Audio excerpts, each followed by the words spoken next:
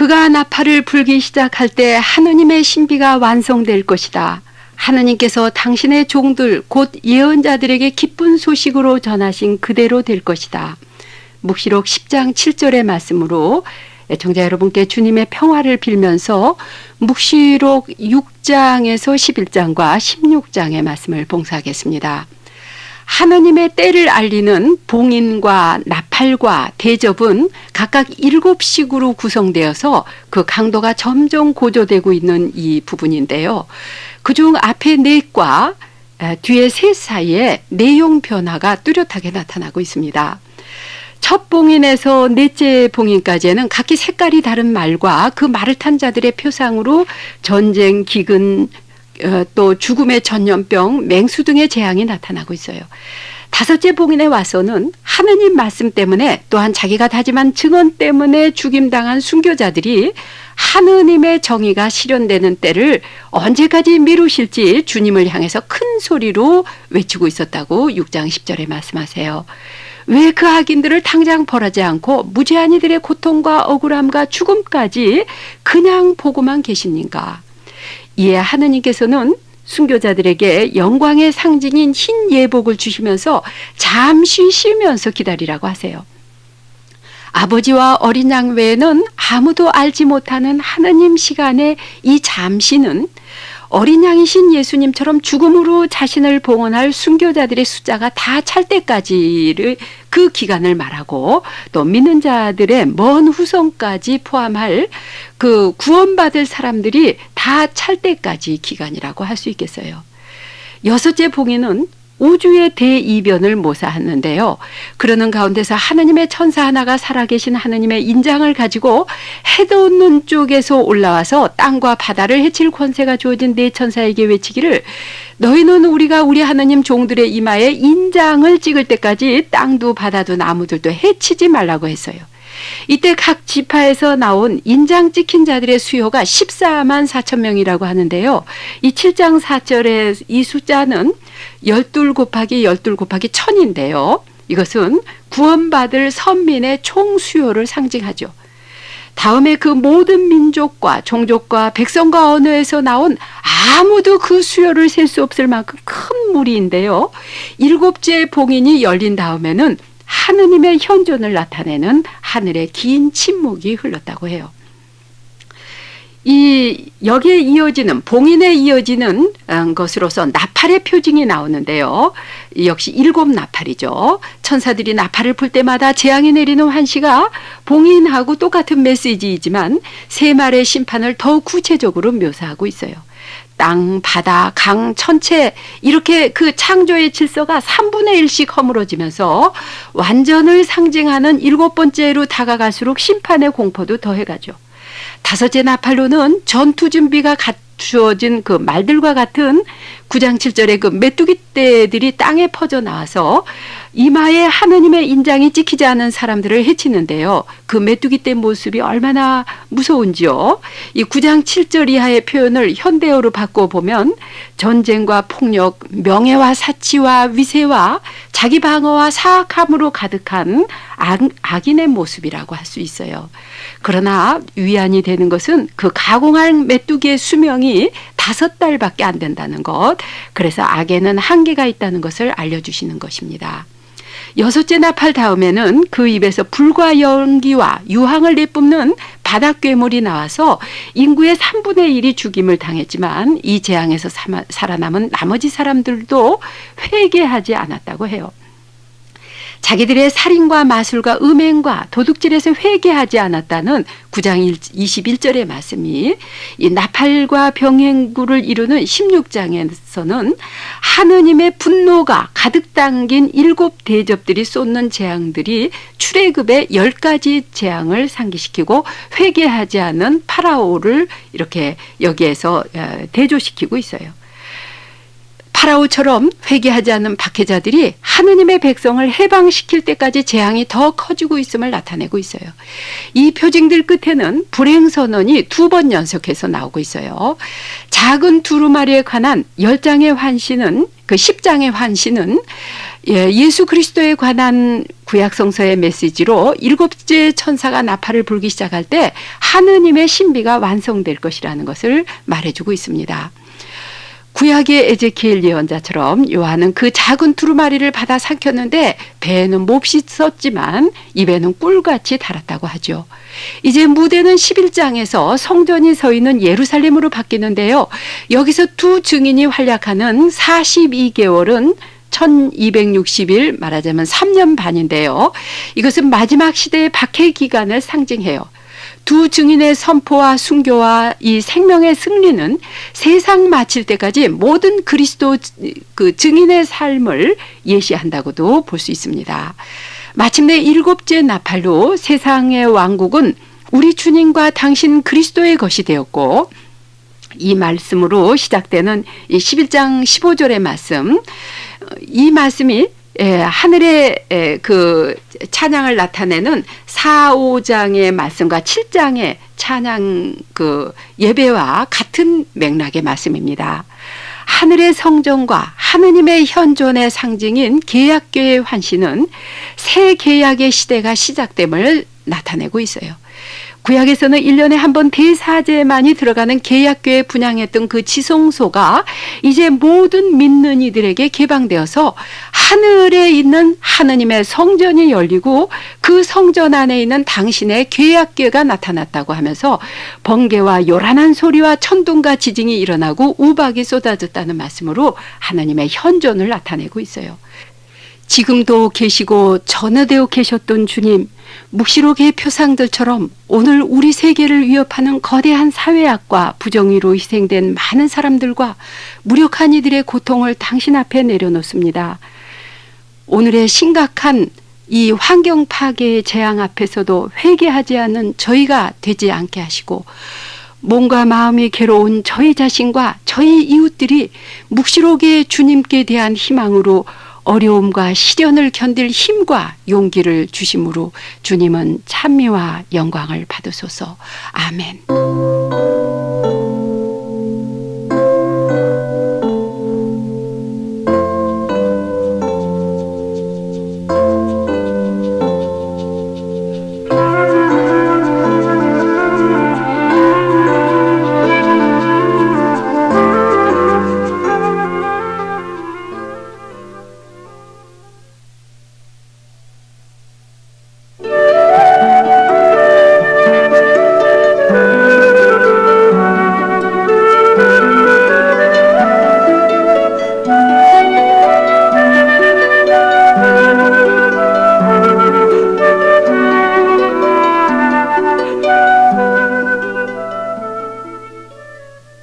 예수님, 하늘에 큰 표징이 나타났다. 한 여인이 태양을 입었는데 달은 그 발밑에 있었고 그 머리에는 12별의 면류관이 있었다.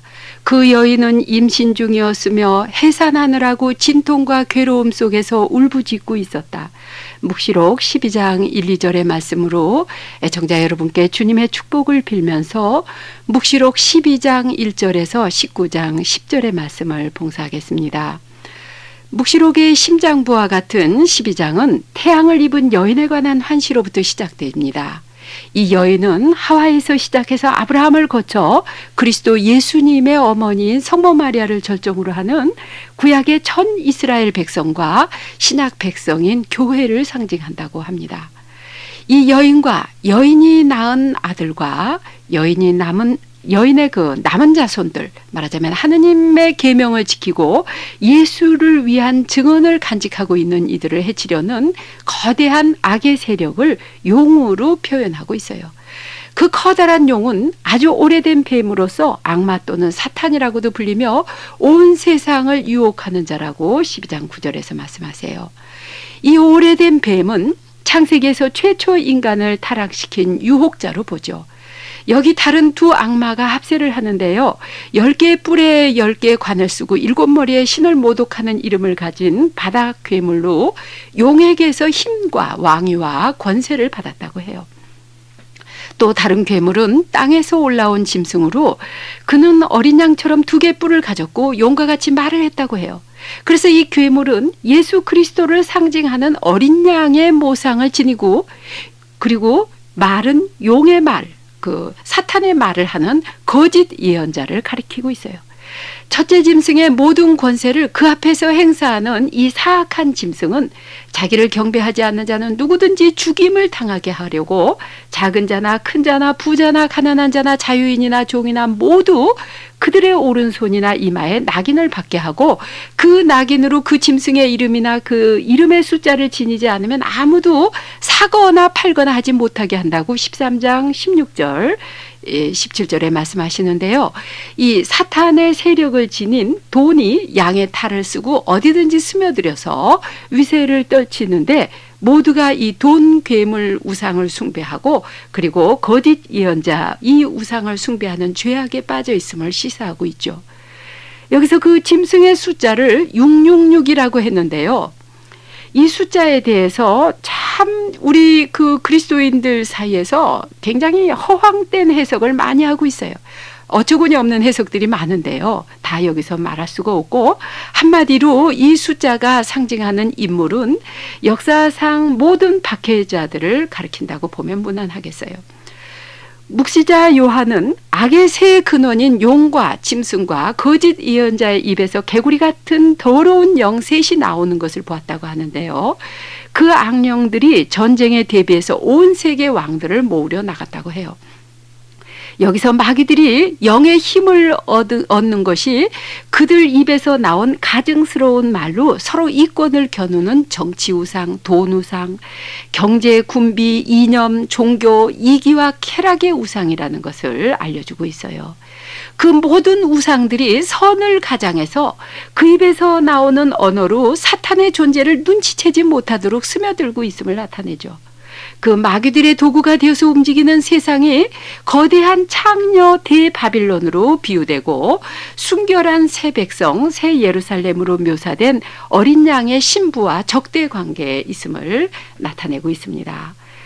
짐승 괴물로 묘사된 사탄을 경배하는 무리와 달리 하느님의 어린 양을 메시고 순수하게 신앙을 보존한 14만 4천 명의 이마에는 그의 이름과 그 아버지의 이름이 쓰여져 있다고 하는데요. 그리고 하느님의 계명과 예수에 대한 믿음을 지키는 이들, 곧 성도들의 인내가 있어야 한다고 14장 12절에서 강조하고 있어요. 땅의 추수의 표상을 통해서 선택된 자들의 구원을 또 포도수확의 상징을 통해서 저주받은 자들에 대한 심판을 기술하고 짐승과 그 우상과 그 이름의 숫자를 처이긴 사람들이 하느님의 종 모세의 노래와 어린 양의 노래를 부르고 있었다고 하는 이 15장 3절의 말씀으로 구약과 신약의 파스카가 완성되었음을 여기서 말해주고 있습니다. 예언자는 어린 양이 부패한 이 대도시와 그 안에 있는 제왕들과 그 추종자들을 패망시킬 것을 예언해요. 그렇듯 위세에 떨치던 세상 권력과 재물의 우상이 일시에 황폐해지는 18장의 불행선언에 이어서 19장에서는 우상을 패망시킬 하느님, 그리스도께서 반드시 오실 것이기에 그 우상들 가운데 아주 미약한 존재로 고통당하고 있던 하느님의 백성에게 피신하기를 명하십니다. 우상의 대국 바빌론, 그를 심판하는 주 하느님은 강하시기 때문이라고 18장 8절에서 말씀하세요. 그동안 신부인 교회는 어린 양과 혼인식을 올리기 위해서 몸단장을 하는 것으로 묘사하고 있는데요. 구약의 희생 제물인 어린 양처럼 무력하게 십자가에 희생되신 하느님의 어린 양을 따르는 사람들은 세상의 판단 기준으로 볼 때 무기력하기 그지없는 존재들이죠. 세상의 온갖 부귀와 권세를 한 손에 쥔 대바빌론으로 비유되는 탕녀의 위력에 비해서 12장의 여인은 출산하자 광야로 피해가야 할 만큼 미약한 여인이지만 태양을 입히고 12개의 면류관을 12별의 면류관을 씌워주신 하느님의 능력으로 거대한 악의 세력에 승리함을 기뻐하고 있어요. 양처럼 무력하게 인내한 순교자들과 성도들은 마침내 어린 양의 혼인잔치에 그 기쁨에 들게 된다는 복음이죠. 할렐루야! 구원과 영광과 권능은 우리 하느님의 것. 과연 그분의 심판은 참되고 의로움이라고 19장에서 노래하는 이 하늘에서 환호하는 합창이 들려옵니다. 이제 4, 5장에서 들려왔던 하느님 옥자와 그 어미와 영광이 다시 펼쳐지면서 하느님 나라의 최고 행복을 비유하면서 복되어라 어린 양의 혼인잔치에 초대받는 이들이라고 외치고 있어요. 할렐루야! 우리 하느님이시오 만물의 주재자이신 주님, 대바빌론으로 비유되는 세상의 온갖 권력과 물질 우상의 유혹에서 저희를 지켜주시며 특별히 유혹에 약한 우리 청소년들을 보호해 주시기를 청합니다. 이 혼란의 시기에 무력하게 굶주림에 시달리는 북한 동포들과 남한의 실업자들과 고통하는 모든 이들이 반드시 오실 주님 그리스도께 참 희망을 두고 어린 양의 혼인잔치에 참여하게 해주심으로 주님은 찬미와 영광을 받으소서. 아멘.